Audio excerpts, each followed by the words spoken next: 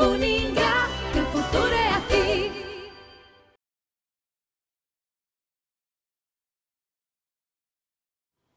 Olá, pessoal. Sejam bem-vindos para a segunda parte do vídeo da Unidade 1, Teologia como Atividade e Ciência da Fé. Sabemos que toda ciência tem seu objeto de estudo, e com a teologia não é diferente. O objeto formal de uma ciência é o aspecto particular sob o qual ela considera o seu objeto material, isto é, o sujeito, o assunto. Tendo em vista a revelação como ponto de partida da teologia, qual é o seu objeto? Ou qual é o assunto de que ela trata?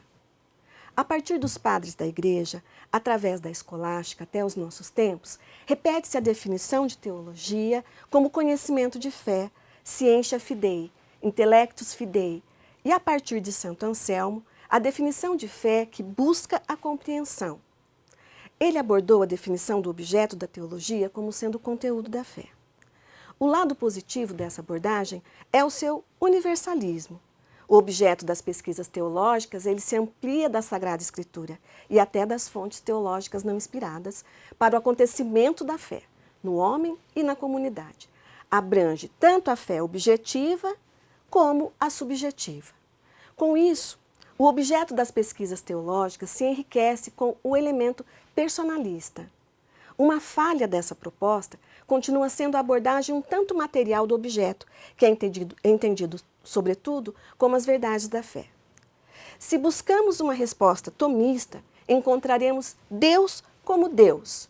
Já outros teólogos, preocupados em construir uma teologia centrada mais no movimento da revelação, respondem à questão dizendo Cristo e a história da salvação.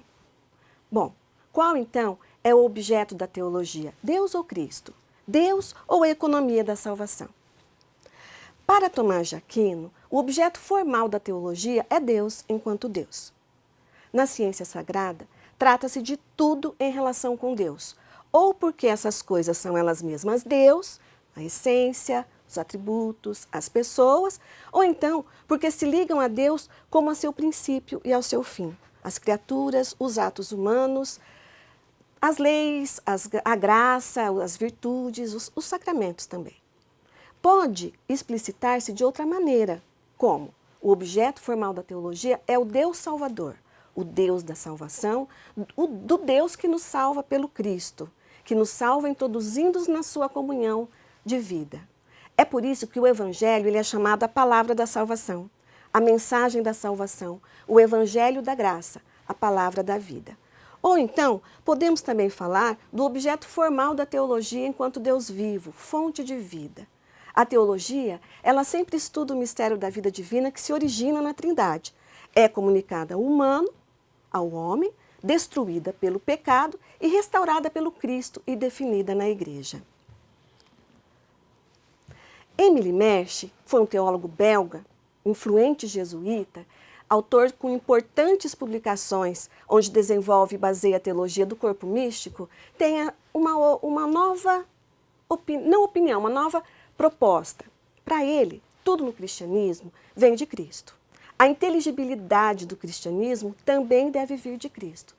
Em outras palavras, Cristo é o primeiro princípio universal do cristianismo, o primeiro princípio no que diz respeito à graça, no que diz respeito à satisfação e o mérito, e no que diz respeito à revelação do mistério. Para Mersch, obviamente não há separação entre o Cristo místico e o Cristo histórico. Ele explica que a vida de Cristo na Terra tem dois estágios, um visível e histórico e o outro invisível e místico. O primeiro é a preparação do segundo e o segundo é o cumprimento do primeiro. Ele explica que no estado místico, em sua misteriosa existência, nas profundezas das almas, Cristo é tão ativo ou mais vivo na Terra do que nos dias de sua atividade apostólica e pregação. No entanto, podemos realmente afirmar que o Cristo é o objeto formal da teologia? Ou não seria mais correto dizermos o objeto último de nossa fé e, portanto, da teologia é Deus que nos salva pelo Cristo, ou o Deus Salvador? Ou ainda, Deus nossa salvação, tal como manifestado no Cristo e pelo Cristo. Esta é a crítica a essa posição de Émile Mersch. Vamos encontrar a teologia querigmática que vai trazer uma outra proposta, um novo olhar sobre isso. Temos também a proposta da teologia querigmática. O termo grego querigma, que significa o anúncio por um arauto da vontade do rei ou de outra autoridade, proclamação, anunciação, ele foi introduzido em 1936 pelo jesuíta austríaco Joseph Jungmann, nas grandes disputas sobre a teologia. Ele constatou que a teologia escolar do seu tempo servia mal ao anúncio dos mistérios salvíficos da fé, e a divisão entre a teologia e a vida estava se aprofundando cada vez mais. Passou a postular, então, uma renovação do querigma. De uma animada e demorada disputa, brotou a consciência aprofundada de que toda a teologia, inclusive a sistemática, devia servir à missão fundamental da Igreja, que seria o anúncio de Cristo e do seu Evangelho. Uma teologia histórica, atenta ao progresso e à economia da revelação, aberta às ciências modernas, como psicologia, pedagogia, e uma teologia simples, sugestiva, uma teologia do coração. A crítica a esta posição é de que a teologia é sempre a compreensão crítica da fé de acordo com as exigências da ciência, o que implica sempre a necessária adaptação aos diversos níveis, ambientes, destinatários e pode incorrer no perigo de um certo pragmatismo pastoral e ocorrer a falta de um conhecimento da teologia como autêntica ciência da fé.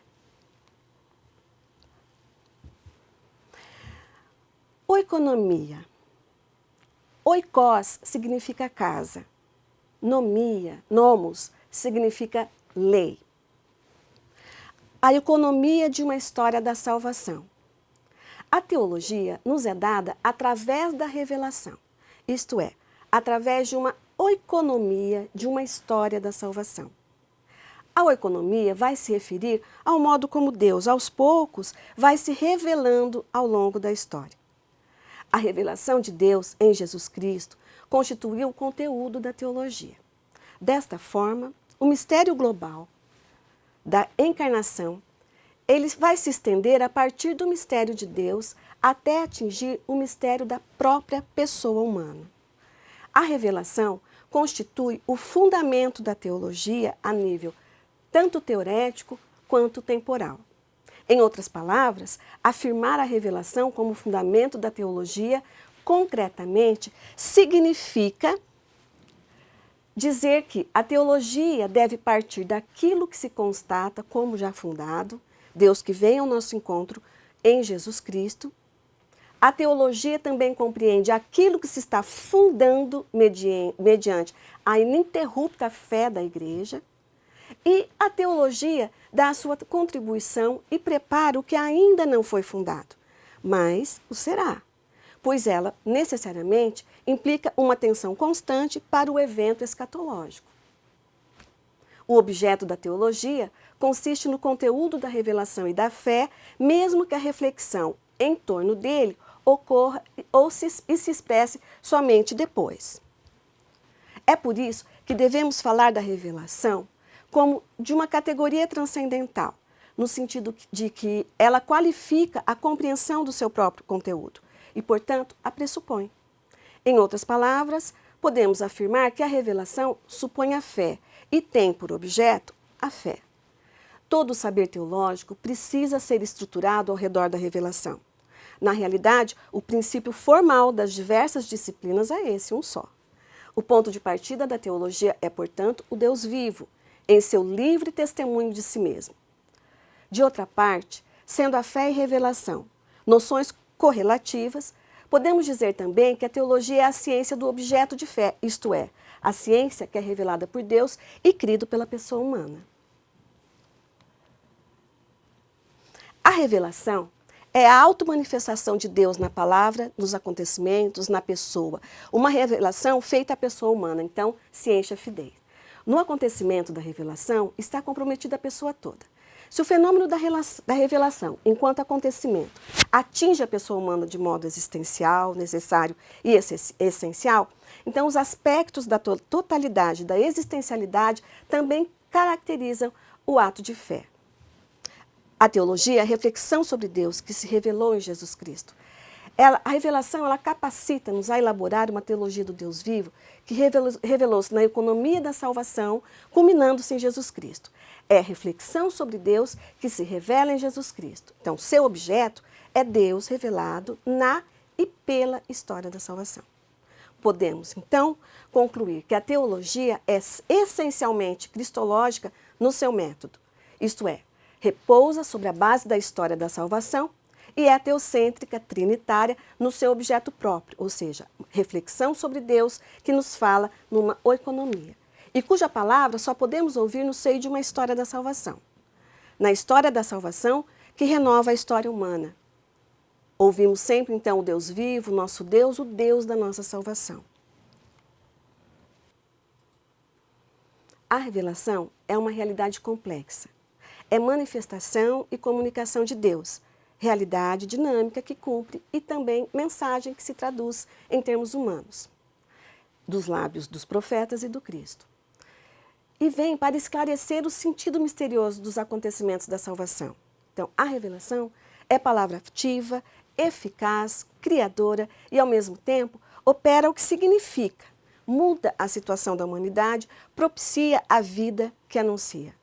Neste sentido, a teologia ela não pode ser confundida e reduzida à história das religiões ou à ciência da religião. Antes de ser intellectus fidei, a fé pela inteligência, a inteligência na fé, a teologia se fundamenta-se no auditus fidei. Por isso, a sua certeza lhe advém somente da revelação. Quando Deus se revela à pessoa humana, ele o faz de maneira proporcional à condição de ser espaço-temporal, individual e social, composto de corpo e espírito, ou seja, na totalidade do seu ser. Consequentemente, a revelação ela vai possuir traços bem específicos, citados por Laturelli, que seriam quais? Tem uma destinação universal, a revelação é pública e social, ela atinge a pessoa em uma resposta de fé, mas como membros da mesma coletividade, constituindo-se então o povo de Deus. A revelação, ela é hierárquica, ela não é comunicada imediatamente a cada um, mas pela mediação de testemunhas privilegiadas, os profetas, os apóstolos. A revelação é progressiva. Dentro de uma economia da história da salvação, a revelação ela se desenvolve em qualidade e em quantidade através dos séculos. Ela vai amadurecendo pouco a pouco até a plenitude em Cristo. A revelação é condescendente. Deve conformar-se às condições do conhecimento humano, adaptada às condições da pessoa humana. E isso é muito importante nós termos em vista. O espírito humano é limitado e é na multiplicidade dos mistérios e dos anunciados que chegamos a conhecer o mistério único da vida divina, de modo discursivo, né?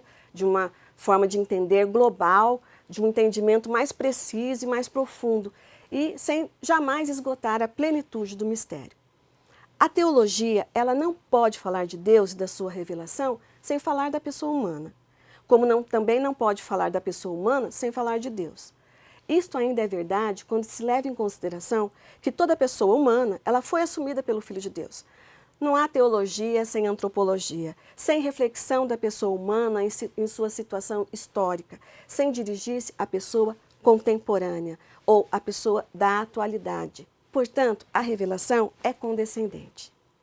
A respeito disso, continuaremos no nosso próximo vídeo a discursar um pouco mais sobre esse tema. Até lá!